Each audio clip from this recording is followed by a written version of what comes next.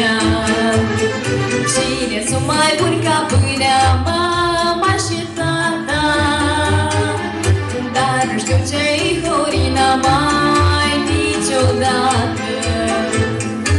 Ei cu drag te adună acasă, ne-i fac viața mai frumoasă.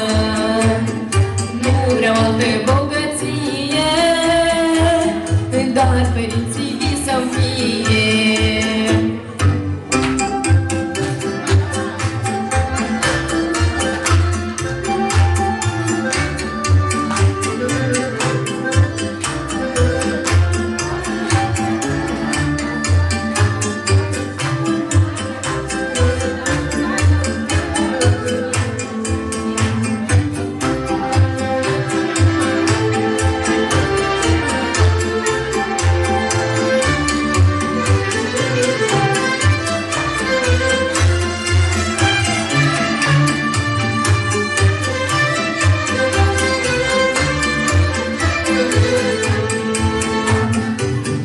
De ce ei anume, mama și tata, vor cunoaște până la urmă singurătatea.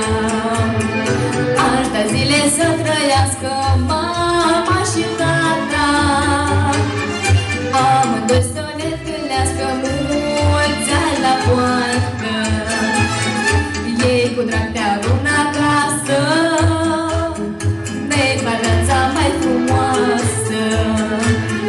Nu vreau alte bogăție, doar părinții vii să-mi fie. Când ai tată și ai mamă, nici de rele nu mai teamă. Că inima de părinte sfântă e din cele sfinte.